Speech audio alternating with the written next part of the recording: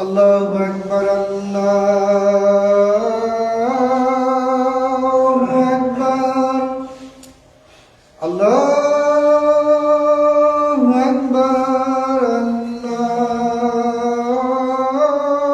Allahu Akbar. Ashhadu an la ilaha illallah.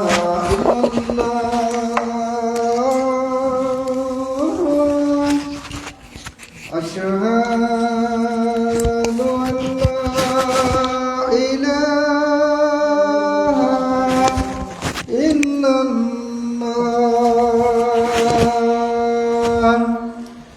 أشهد أن محمدا رسول الله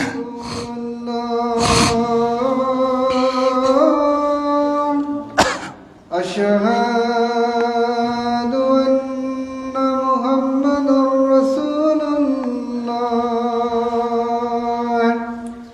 هيا على الصلاة هيا على الصلاة هيا على الفلاح هيا على الفلاح. Allahu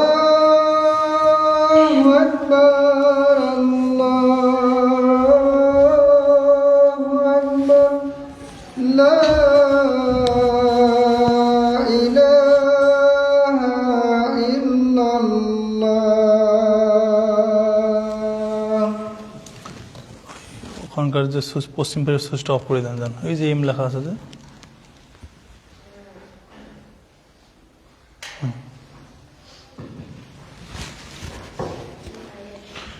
আসসালামু আলাইকুম ওয়া রাহমাতুল্লাহি ওয়া বারাকাতুহু।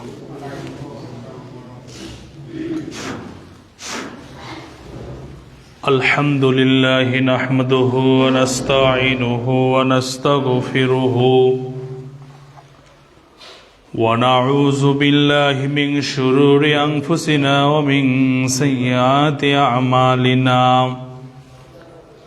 من يهده الله فلا مضل له ومن يضلله فلا هادي له وأشهد أن لا إله إلا الله وحده لا شريك له وأشهد أن محمدا عبد الله ورسوله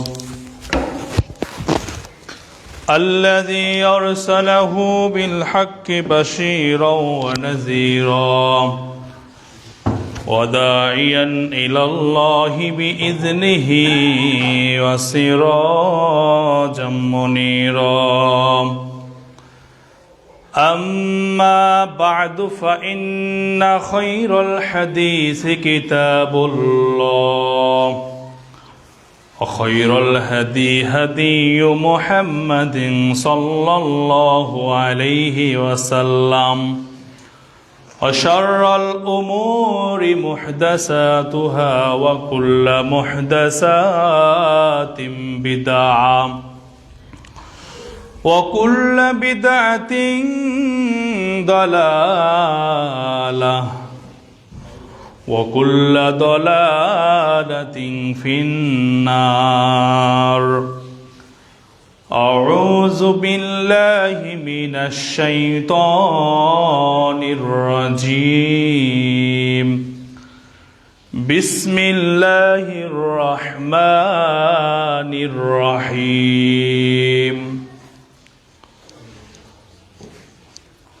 ولا تقربوا الزنا إنه كان فاحشة وساء سبيلا وقال سبحانه وتعالى ومن الناس من يشتري لهو الحديث ليضل عن سبيل الله بغير علم ويتخذها هزوا أولئك لهم عذاب مهين عن ثوبان رضي الله تعالى عنه قال رسول الله صلى الله عليه وسلم وإن مما تخوفوا على أمتي أئمة مضلين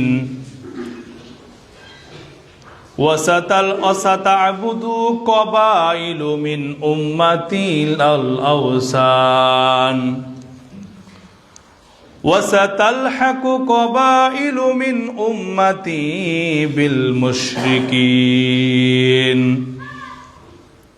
رواه ابن ماجه সানটা বাড়ি দিতে পারবেন? সানটা বাড়ি দেন। সমস্ত প্রশংসা সমস্ত গুণগান একমাত্র আল্লাহ সুবহানাহু ওয়া তাআলার জন্য, যিনি আমাদেরকে জুমার সালাতে উপস্থিত হওয়ার, খুতবা শ্রবণ করার আল্লাহ সুবহানাহু ওয়া তাআলা তৌফিক দান করলেন। সে মহান রব্বুল আলামিনের দরবারে অগণিত শুকরিয়া আদায় করে বলছি আলহামদুলিল্লাহ। দরুদ ও সালাম বর্ষিত হোক আমাদের নবীজির প্রতি, সর্বকালের সর্বযুগের মহামানব সাইয়্যিদুল মুরসালিন খাতামুন নবিয়্যিন নবী মুহাম্মদুর রাসূলুল্লাহ সাল্লাল্লাহু আলাইহি ওয়াসাল্লামের প্রতি। আল্লাহুম্মা সাল্লি আলাইহি আল্লাহুম্মা বারিক আলাইহি। সম্মানিত জুমা জামাতের মুসল্লিবৃন্দ, আজকে আমরা কোরআন হাদিস থেকে তথ্যবহুল আলোচনা শোনার প্রয়াস পাবো ইনশাআল্লাহ। আজকে জুমার খুতবার আলোচ্য বিষয় আমাদের অনুসরণ করতে হবে মুহাম্মদুর রাসূলুল্লাহ সাল্লাল্লাহু আলাইহি ওয়াসাল্লামকে। মানে আমাদের অনুসরণীয় ব্যক্তিত্ব হচ্ছে মুহাম্মদ সাল্লাল্লাহু আলাইহি ওয়াসাল্লাম। এই যে মুসলিম হিসাবে আমাকে অনুসরণ করতে হবে, অনুকরণ করতে হবে, যার আদর্শে জীবন বাস্তবায়ন করতে হবে, তিনি হচ্ছেন মুহাম্মদুর রাসূলুল্লাহ সাল্লাল্লাহু আলাইহি ওয়াসাল্লাম। যাকে অনুসরণ করা ছাড়া জান্নাতে যাওয়া যাবে না, যার আদর্শ ব্যক্তিগত জীবন, পারিবারিক জীবন, সামাজিক জীবন এবং রাজনৈতিক জীবন, রাষ্ট্রীয় জীবন পর্যন্ত, তথা একটা দেশ কিভাবে পরিচালনা হবে সেই জায়গাতেও যার আদর্শকে বাস্তবায়ন করতে হবে, তিনি হচ্ছেন মুহাম্মদুর রাসূলুল্লাহ সাল্লাল্লাহু আলাইহি ওয়াসাল্লাম।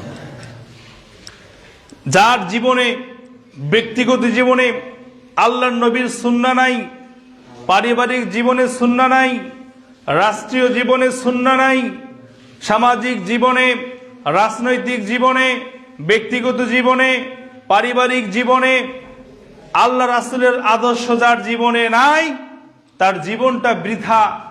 এই ব্যক্তি পরকালীন জীবনে আল্লাহর নবীজি মুহাম্মদুর রাসূলুল্লাহ সাল্লাল্লাহু আলাইহি সাল্লামের কাছ থেকে সুপারিশ পাবে না। কাল কিয়ামতের মাঠে আমাদের নবী তার উম্মতের জন্য সুপারিশকারী হবেন। উম্মতের জন্য সুপারিশ করে আল্লাহর রাসূল তার উম্মতকে জান্নাতে নিয়ে যাবেন। তো এই ভাগ্য, এই সুপারিশ একমাত্র তারই জুটবে যার জীবনে রাসূলুল্লাহর সুন্নাত ছিল, যার ব্যক্তিগত জীবনে, পারিবারিক জীবনে, রাষ্ট্রীয় জীবনে, রাজনৈতিক জীবনে রাসূলুল্লাহর সুন্নাত, রাসূলুল্লাহর চরিত্র, রাসূলুল্লাহর পদ পদ্ধতি যার জীবনে থাকবে তারই পক্ষে রাসূলুল্লাহর সুপারিশ জুটবে ইনশাআল্লাহ। তো আজকে মানুষ রাসূলুল্লাহকে অনুসরণ না করে আজকে পৃথিবীর মানুষগুলো নেতা নেত্রীর আদর্শ গ্রহণ করে, গায়ক গায়িকার আদর্শ গ্রহণ করে, কণ্ঠশিল্পীর আদর্শ গ্রহণ করে, খেলোয়াড়দের আদর্শ গ্রহণ করে, নায়ক নায়িকার আদর্শ গ্রহণ করে, পশ্চিমাদের আদর্শ গ্রহণ করে, ইহুদি খ্রিস্টানদের আদর্শ গ্রহণ করে, আল্লাহ রাসূলের আদর্শ নাই। অথচ আল্লাহর রাসূলকে এই পৃথিবীর জন্য, গোটা উম্মার জন্য, গোটা উম্মতের মুসলিমদের জন্য আল্লাহর রাসূলকে আদর্শিক হিসাবে আল্লাহ রাসূলকে প্রেরণ করা হয়েছে। তো এটা কেন হচ্ছে জানেন? মানুষ রাসূলুল্লাহকে অনুসরণ না করার মূল একটা কারণ আমরা বলতে পারি, তা হচ্ছে জ্ঞান না থাকার কারণ। মানুষের মধ্যে জ্ঞান না থাকার কারণে, ইলম বিদ্যা শিক্ষা না থাকার কারণে মানুষ আল্লাহর রাসূলকে চিনতে ভুল করে। আমাদের নবীজির যে একটা পদ পন্থা এবং তার যে একটা আদর্শ আছে, এটা খুঁজে পায় না, কারণ তার মধ্যে সেই শিক্ষা নাই। এজন্য একটা মানুষের যখন ইলম থাকবে, জ্ঞান থাকবে, বিদ্যা বুদ্ধি থাকবে, তখন সে তার সরল পথ, সঠিক পথ, রাসূলুল্লাহর আদর্শ সে খুঁজে পাবে। তাহলে রাসূলুল্লাহকে অনুসরণ না করার মেইন কারণ কি? জ্ঞান না থাকার কারণ। কি না থাকার কারণ বলেন তো? জ্ঞান না থাকার কারণ, বিদ্যা আর বুদ্ধি না থাকার কারণে মানুষ মানুষকে অনুসরণ করে, মানুষ প্রচলিত নেতা নেত্রী এবং ইহুদি খ্রিস্টানদের তাদেরকে অনুসরণ করে।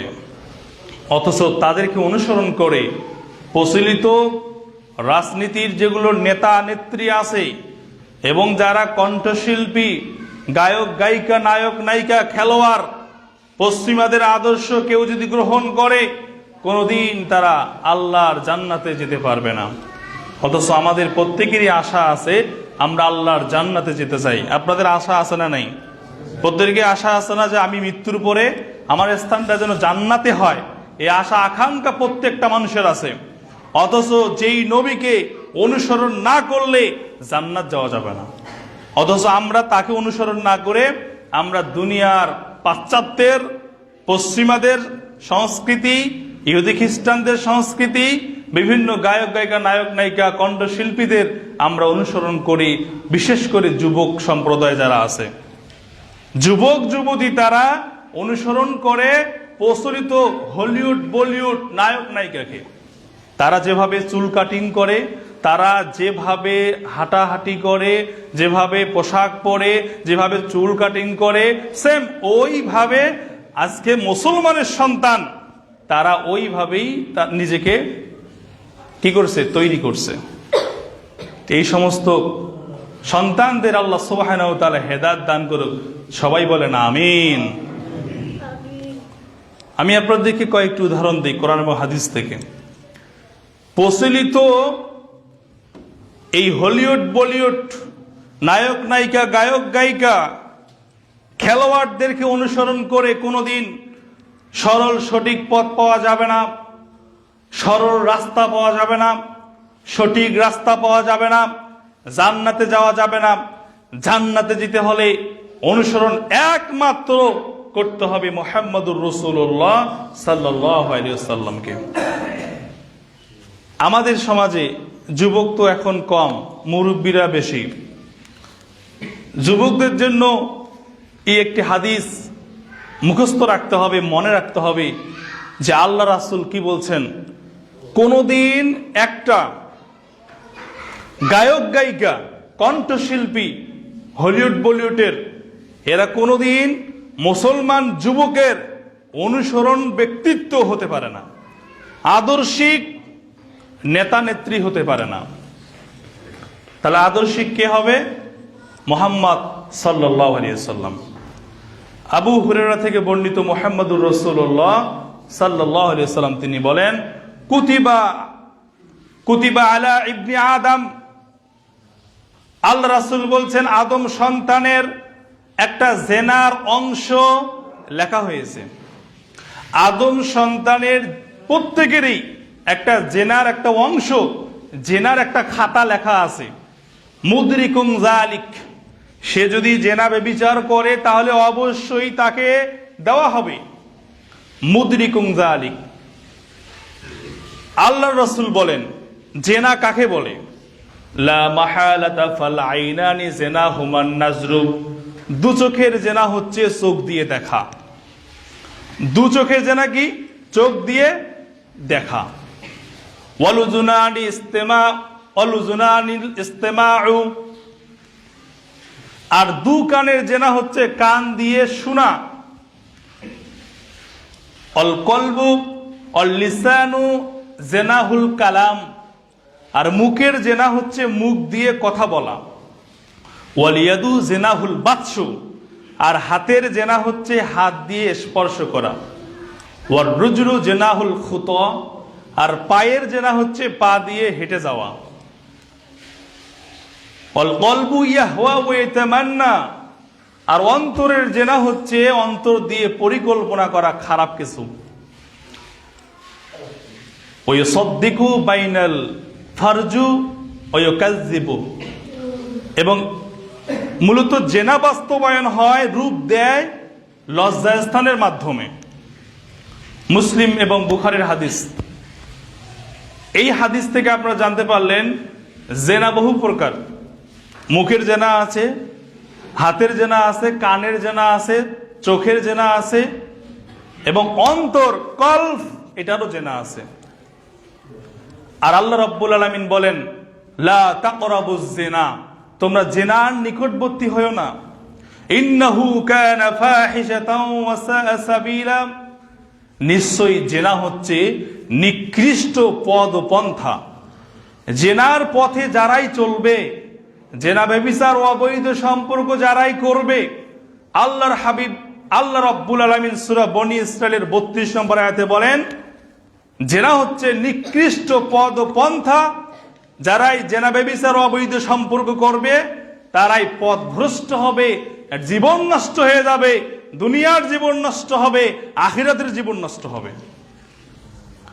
জেনা কত বড় অপরাধ! যারা জেনা করবে অবিবাহিত অবস্থায় তাদেরকে 1 বছরের জন্য গ্রাম থেকে তাড়িয়ে দিতে হবে। আর বিবাহিত অবস্থায় কেউ যদি জেনা ব্যভিচার করে, অবৈধ সম্পর্ক করে, মোবাইল ফোনে কথা বলে, ডাইরেক্ট কথা বলে, সরাসরি কথা বলে, তাহলে এর বেঁচে থাকার কোনো অধিকার নেই। এই ব্যক্তিটাকে গলা পর্যন্ত খুনন করে একে ইট ঢেল দিয়ে তাকে মেরে মেরে মেরে ফেলতে হবে। জেনা কত বড় অপরাধ! আর এই জেনাটাই করে হলিউড বলিউডের যাদেরকে আপনি শিল্পী বলেন, গায়ক বলেন, গায়িকা বলেন, নায়ক বলেন, নায়িকা বলেন, তারাই মূলত এই জেনা ব্যভিচারের মধ্যে লিপ্ত হয়। আপনারা এখানে কেউ নিষ্পাপ নাই, আমিও নিষ্পাপ না। প্রত্যেকেই ছোট্টবেলায় হোক এখনো অনেকে জড়িত আছেন। আল্লাহ আমাদেরকে মাফ করুক যারা আমরা ছেড়ে দিয়েছি এই সমস্ত অশ্লীল ভিডিও, নাটক, সিনেমা, ফিল্ম। এগুলো যারা দেখতেন বা দেখেছিলেন, এখনো যারা দেখেন, দেখবেন যে যারা নায়ক নায়িকা আর গায়ক গায়িকা, নায়ক নায়িকা দেখবেন তারা একে অপরের হাতে হাত রাখে, চোখে চোখ রাখে, পাশাপাশি বসে। তো এটা কি জেনা নয়? তাদের কি বৈধ সম্পর্ক? তাদের তো অবৈধ সম্পর্ক। তাহলে একজন যুবক মুসলমানের সন্তান কোন হিসাবে একজন নায়ক নায়িকাকে অনুসরণ করতে পারে, তার আদর্শ গ্রহণ করতে পারে, তার পোশাকের মতো পোশাক তৈরি করতে পারে, তার চুল কাটার মতো চুল কাটিং করতে পারে, তার হাঁটার মতো কিভাবে হাঁটতে পারে, তার থাকার মতো কিভাবে সে থাকতে পারে। তাহলে আমরা জানতে পারলাম একজন গায়ক গায়িকা, নায়ক নায়িকা, হলিউড বলিউডের এরা হচ্ছে জেনাকারনী। বলেন তো কি জেনাকারনী? এরা যুবক ভাইরা যারা আছেন, কান খাড়া করে শোনেন। তোমরা তো মোবাইলে, টেলিভিশনে, সিনেমায় গিয়ে তোমরা যে দেখো, নাটক সিনেমা যে দেখো এবং তাদের আদর্শ যে গ্রহণ করেছো, এরা হচ্ছে নিকৃষ্ট, এরা জেনাকারনী। এদেরকে অনুসরণ করলে দুনিয়ার জীবন শেষ, আখিরাতের জীবনও শেষ। মুহাম্মদ সাল্লাল্লাহু আলাইহি সাল্লাম বলেছেন। অনেকে আবার যারা কণ্ঠশিল্পী, অনেকেই প্রত্যেকেরই প্রায় মানুষের মোবাইলে গান বাজনা আছে না নেই? এই যে গান বাজনা যারা শুনতেছেন এবং যেই শিল্পীকে আদর্শ মনে করে নিয়েছেন, তাদের জীবন আপনার জীবন তার মতো করেছেন, শুনে রাখুন, সেই হচ্ছে পথভ্রষ্ট, সেই হচ্ছে জাহান্নামী। আল্লাহ রাব্বুল আলামিন সূরা লুকমানের 6 নম্বর আয়াতে বলেন, ওমিনান নাসি মান ইয়াশতারি লাহওয়াল হাদিসি লিউদিল্লা আন সাবিলিল্লাহ বিগাইরি ইলমিন ওয়া ইয়াত্তাখিযাহা হুজওয়া উলাইকা লাহুম আযাবুম মুহিন। এই সূরা লুকমানের 6 নম্বর আয়াতে আল্লাহ বলেন, ওমিনান নাসি মান ইয়াশতারি লাহওয়াল হাদিস। লাহওয়াল হাদিসের ব্যাখ্যায় মুহাদ্দিসগণ বলেন যে যারা গান বাজনা, লাহওয়াল হাদিসের ব্যাখ্যা হচ্ছে গান বাজনা, অসার বাক্য যারা ক্রয় করবে, গান বাজনা যারা কিনবে, ক্রয় করে নেবে, যে মেমোরি অনেকে ডাউনলোড করেন, মোবাইলে গান বাজনা ঢুকান, এটাই আল্লাহ রাব্বুল আলামিন বললেন, যারা গান বাজনা ডাউনলোড করবে, মোবাইলে ঢুকাবে, অসার বাক্য যারা ঢুকাবে, আল্লাহ রাব্বুল আলামিন বলেন এরা জাহান্নামে যাবে। উলাইকা লাহুম আযাবুম মুহিন। এরা জাহান্নামে যাবে, জাহান্নামের আগুনের মধ্যে জ্বলবে। প্রত্যেকেরই মোবাইলে, প্রায় মোবাইলে গান বাজে কি বাজে না? কেউ কথা বলবেন না যে হুজুর কি বলেন ইমাম সাহেব, গান না শুনলে তো আমার ঘুম আসে না। গান না শুনলে সময় কাটে না, আর গান শোনা বাদ দিতে বলতেছেন? আপনি শোনেন, কিন্তু মনে রাখবেন গান বাজনা শোনা হচ্ছে হারাম। এই গান বাজনা শুনে যারাই জীবনটাকে অতিবাহিত করবে, সময় পার করবে, আপনি গান শোনেন, কিন্তু মনে রাখবেন আপনার স্থানটা মৃত্যুর পরে জাহান্নামে হবে। নাউজুবিল্লাহ বলেন। যদি জাহান্নামে না হয় তাহলে কোরআন মিথ্যা হয়ে যাবে। কোরআন কি মিথ্যা? আপনাদের কি মনে হয়? নাউজুবিল্লাহ বলেন। কোরআনে আছে গান বাজনা যারা ক্রয় করবে, শুনবে, শোনাবে, এক শ্রেণীর মানুষ যারা মানুষকে বিভ্রান্ত করবে, পথভ্রষ্ট করবে, আল্লাহ রাব্বুল আলামিন বলেন উলাইকা লাহুম আযাবুম মুহিন। এরা জাহান্নামে যাবে, এরা জাহান্নামের সম্মুখীন হবে। অনেকেই আমরা আছি এই গান বাজনা, কি বৃদ্ধ মানুষ, কি বুড়া মানুষ, কি যুবক যুবতী, প্রত্যেকের মোবাইলে গান বাজনা। অটোতে উঠবেন তাও গান বাজনা, রিস্কায় উঠবেন তাও গান বাজনা, বাসে উঠবেন সেখানেও গান বাজনা, মাইক্রে আপনি কোথাও বিয়ে বাড়িতে যাচ্ছেন সেখানেও গান বাজনা, বিয়ে বাড়িতে গেলেও গান বাজনা। আরে কোথায় গান বাজনা নাই? প্রত্যেক জায়গায় গান বাজনা দিয়ে সয়লাভ। অথচ এই গান বাজনার কারণে আজ থেকে 1450 বছর আগে আপনার নবী মুহাম্মদুর রাসূলুল্লাহ সাল্লাল্লাহু আলাইহি ওয়াসাল্লাম তিনি বলে গেছেন যে লা ইয়াকুনান্না ফি হাযিল উম্মতি খাসফুন ওয়া কাযফুন ওয়া মাসখুন। শোনো, আল্লাহ রাসূল বলছেন লা ইয়াকুনান্না ফি হাযিল উম্মতি, আমার উম্মতের উপরে, মানে আমাদের কথা বলছেন যে আমার উম্মতের উপরে ভূমিধস, ভূমিকম্পন হবে। ভূমিধস আর ভূমিকম্পন মাঝে মধ্যে আসে না? এই যে কিছুদিন আগে ঢাকা শহরে কত ভূমিকম্পনের কারণে, ভূমিধসের কারণে অনেকগুলো বাড়ি ভেঙে গেছে, অনেক কলেজ ইউনিভার্সিটি ভেঙে গেছে, ফাটল ধরছে। সংবাদ আসলো যে এখানে আর থাকা যাবে না, তোমরা তোমাদের নিজস্ব গন্তব্যস্থানে চলে যাও। তো এটা কি কারণে আসেন জানেন? একটু পরে বলতেছি। আল্লাহ রাসূল বলেছেন 3টি পাপের কারণে 3টি গজব আসবে। কয়টি পাপের কারণে গজব আসবে? 3টি পাপের কারণে 3টি গজব আসবে। 1 খাসফুন ওয়া কাযফুন ওয়া মাসকুন। আল্লাহ রাসূল বলছেন 1 নম্বর ভূমিধস, ভূমিকম্পন হবে। এরপরে বিভিন্ন জাতির বেধর্মী তাদের পক্ষ থেকে মুসলিমদের উপর নির্যাতন নিপীড়ন আসবে। আজকে আপনি খেয়াল করে দেখেন, মুসলিমদেরকে পরিচালনা করছে, মুসলিম রাষ্ট্রগুলো পরিচালনা করছে ইহুদি খ্রিস্টানরা, অথচ মুসলিমদের চাইতে তাদের সংখ্যা, তাদের জনবল একেবারেই কম। অথচ তাদের কাছে আমরা বলা যায় যে বিক্রি হয়ে গেছে। ওরা আমাদেরকে পরিচালনা করতেছে, ওরা যেভাবে চলে, ওদের যেভাবে ব্যবসা প্রতিষ্ঠানের পদ্ধতি, লেনদেনের পদ্ধতি এবং ব্যাংক সিস্টেম বলেন, রাজনৈতিক সিস্টেম বলেন, পারিবারিক সিস্টেম বলেন, সমাজের যে সিস্টেম, প্রত্যেকটা তাদের কাছ থেকে মনে হয় ধার করে নেওয়া। তা আমাদের পরিচালনা করে ইহুদি খ্রিস্টানরা, বুঝতেই পারি না আমরা। আপনি এখনো মনে করতেছেন যে কিভাবে তারা আমাদেরকে পরিচালনা করতে পারে। না, আমি আমার মন মতো চলি, কিন্তু না, আমরা আমাদের মন মতো চললো, আমাদের আদর্শটা তাদের আদর্শ চলে আসছে। চিন্তা হবে না, এটা বুঝতে গেলে গভীর জ্ঞান লাগবে, এলেম লাগবে, শিক্ষা দীক্ষা লাগবে, তাহলে আপনি বুঝতে পারবেন যে ইহুদি খ্রিস্টানরা আমাদের কিভাবে পরিচালনা করতেছে। জান না, আপনি দেখেন প্রত্যেকটা জায়গায় বিধর্মীদের, ইহুদি খ্রিস্টানদের সংস্কৃতি দিয়ে ভরা। এটা বলতে গেলে ব্যাখ্যা লাগবে। তারপর দিয়ে একটা বলি, আমাদের সমাজের মধ্যে এই যে বিবাহ, যখন একটা সন্তান ছেলে মেয়েকে বিবাহ দেওয়া হয়, ওখানে খোঁজ নিয়ে দেখেন রাসূলুল্লাহর সুন্নত কয়টা আছে। আপনি হলুদ মাখাতে যান, সেখানেও বেধর্মীদের সংস্কৃতি। বিয়ে দিতে যান, সেখানেও বেধর্মীদের সংস্কৃতি। সব জায়গায় বেধর্মীদের সংস্কৃতি। একটা সন্তান জন্ম নিচ্ছে, ওখানেও বেধর্মীদের সংস্কৃতি দিয়ে ভরা। সন্তান জন্ম নিচ্ছে, ওখানেও কুসংস্কার। বিয়ে দিচ্ছে, সেখানেও কুসংস্কার।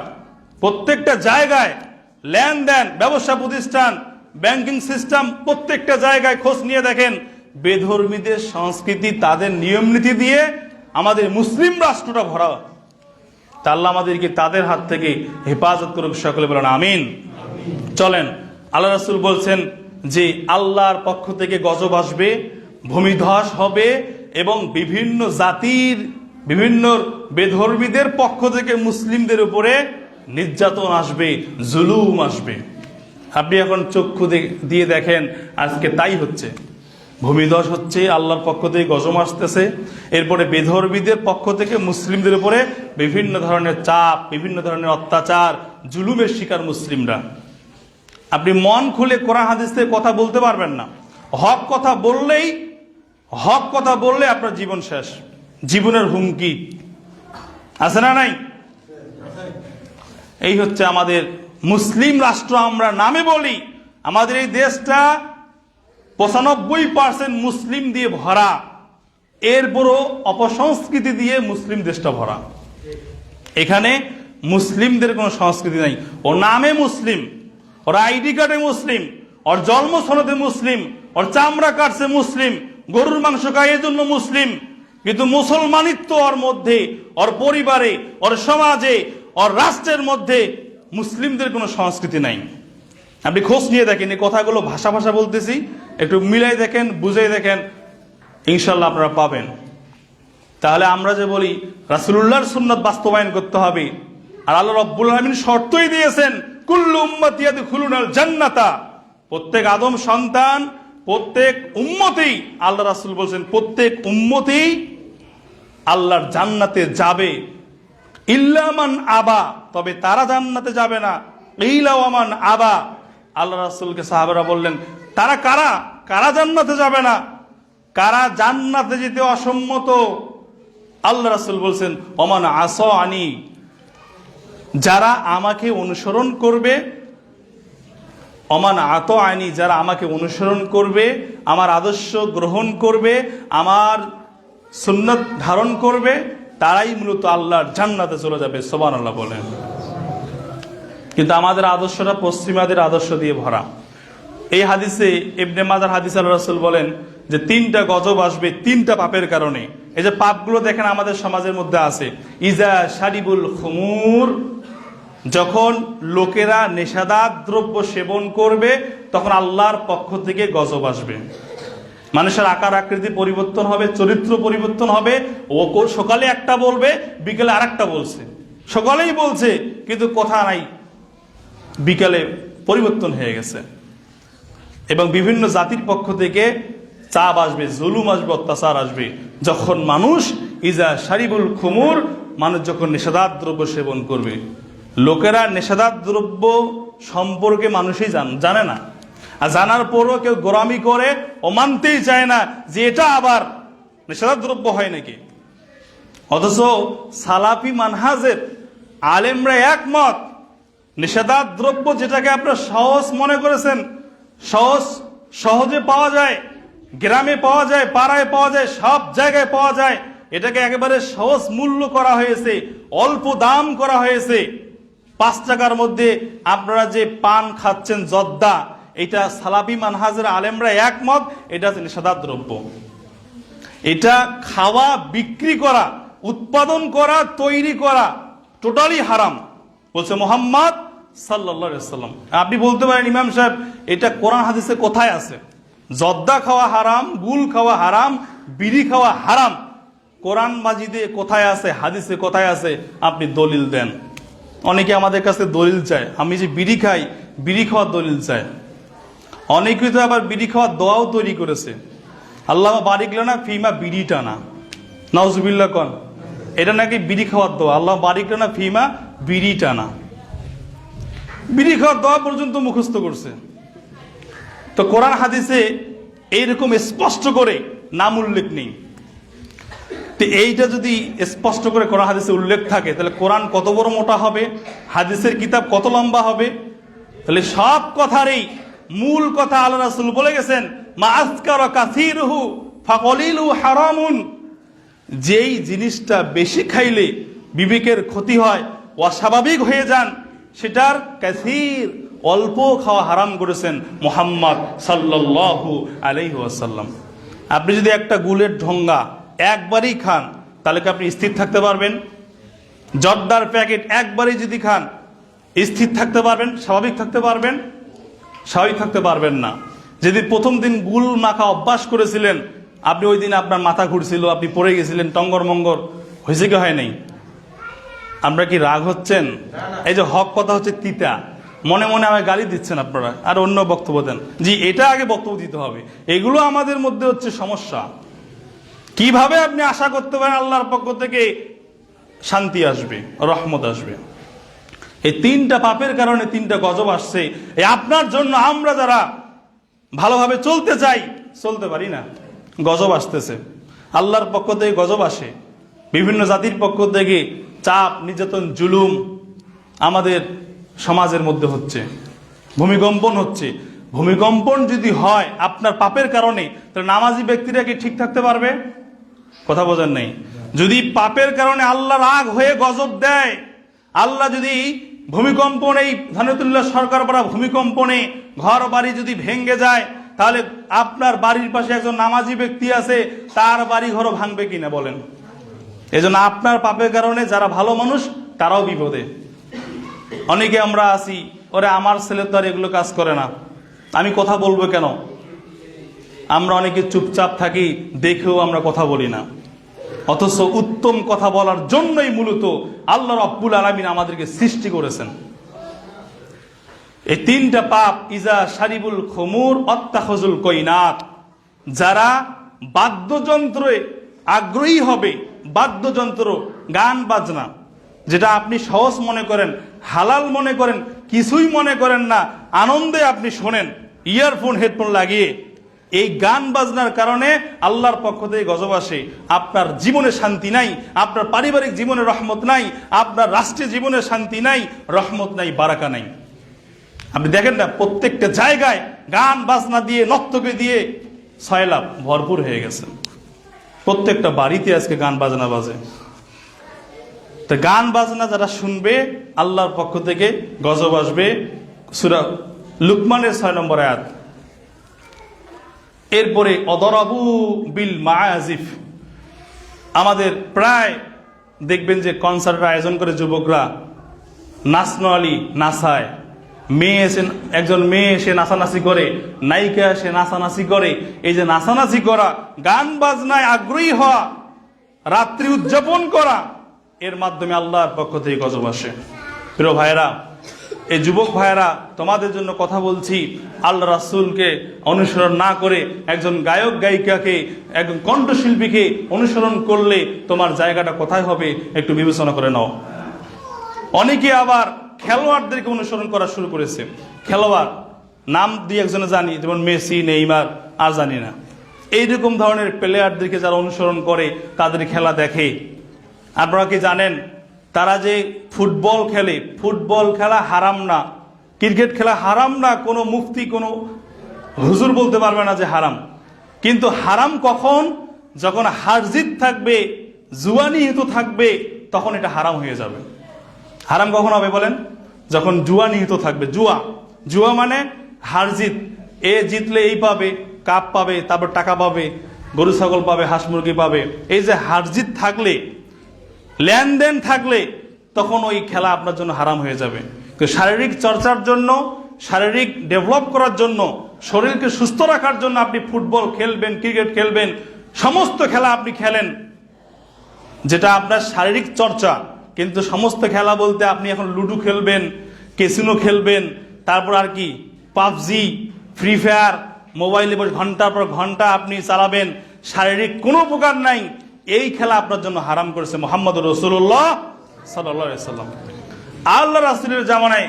তাহলে বৈধ খেলা কি? বৈধ খেলা ছিল তীর নিক্ষেপ। তীর নিক্ষেপ এটা আল্লাহ রাসূলের জামানায় ছিল। ঘোড়া দৌড় এটা আল্লাহ রাসূলের জামানায় ছিল।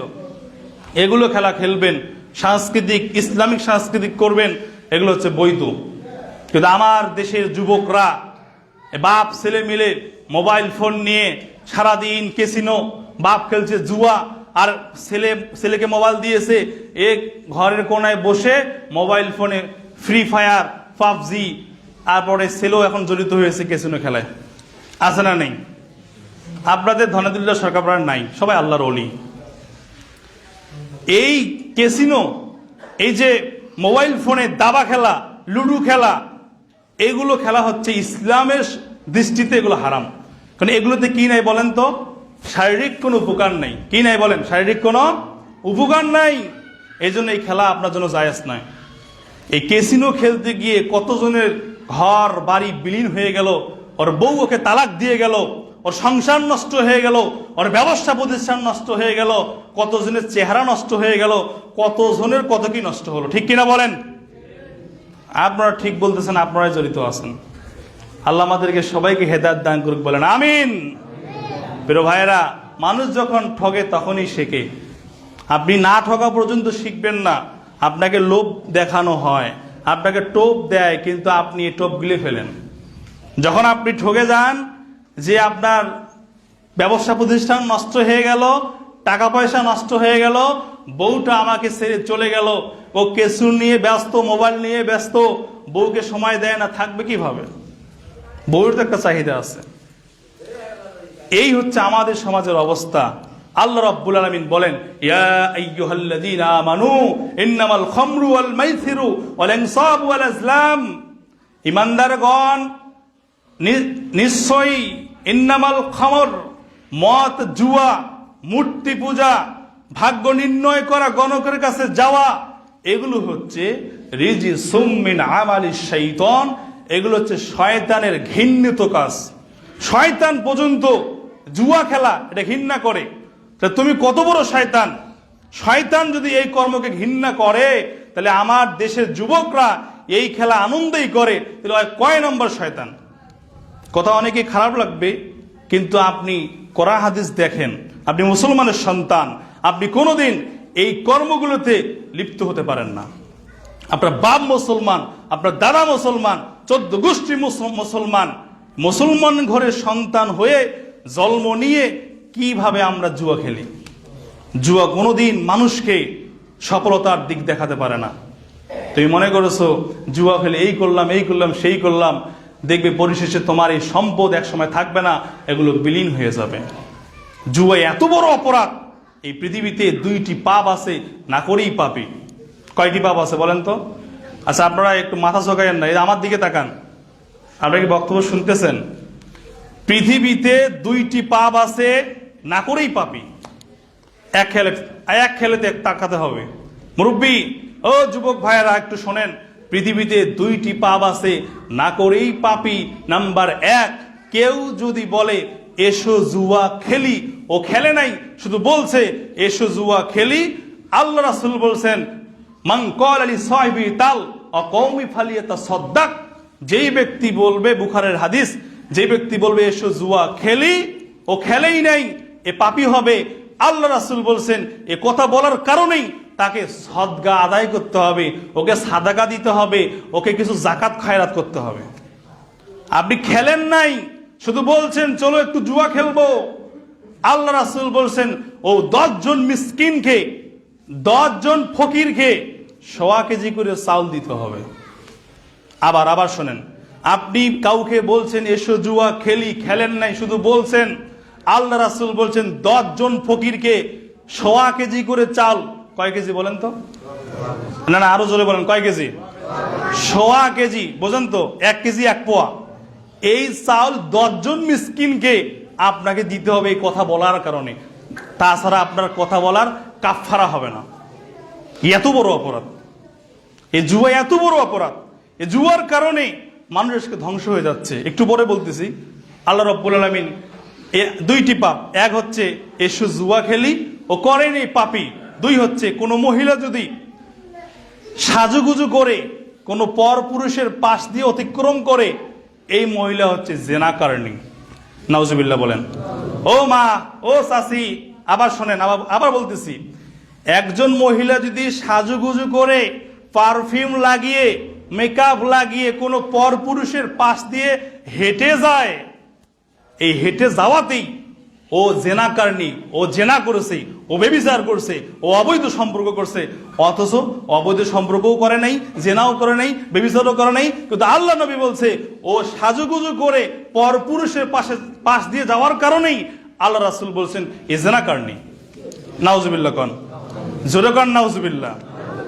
আপনাদের মেয়েরা যদি এই কাজ করে, বাসায় গিয়ে আপনি একবারে বলে দেবেন আর এইভাবে সাজুগুজু করা চলবে না। তোমার সাজুগুজু যদি করার প্রয়োজন হয় তাহলে বাড়িতেই করো, বাড়িতেই থেকে বাড়িতেই করো। আর বাহিরে গেলে তোমাকে নেকাব না গিয়ে বরখা পরিয়ে এরপর তোমাকে যেতে হবে। পারবেন না ইনশাল্লাহ? বলতে পারবেন না? যদি বলতে পারেন তাহলে আপনি বীর পুরুষ, আপনি হচ্ছেন একজন স্বামী। আপনার ভিতরে একটা ক্ষমতা আছে, যে বলতে পারবেন, স্ত্রীকে কন্ট্রোল করতে পারবেন, তাহলে আমরা মনে করবো যে আপনার ভিতরে ক্ষমতা আছে। ক্ষমতা হচ্ছে কি, চোখ যেভাবে ঘোরে স্ত্রীও সেভাবে ঘুরবে, এর নাম ক্ষমতা। এর নাম কি বলেন? এর নাম হচ্ছে ক্ষমতা। তো হক কথা একটু তিতা লাগবে, তো এই কথাগুলো শোনার প্রয়োজন আছে। সম্মানিত উপস্থিতি, এই জুয়া, মদ পান করা, এগুলো কত যে অপরাধ, মানুষের জীবনকে নষ্ট করে দেয়। আল্লাহ রাব্বুল আলামিন সূরা মায়েদার 90-91 নম্বর আয়াতে বলেন ইন্নামা ইউরিদুশ শাইতান, নিশ্চয়ই শয়তান চায় তোমাদেরকে মদ দিয়ে আর জুয়া দিয়ে তোমাদেরকে আন যিকরিল্লাহ, আল্লাহর জিকির থেকে, আল্লাহর সালাত থেকে তোমাদেরকে দূরে রাখতে চায়।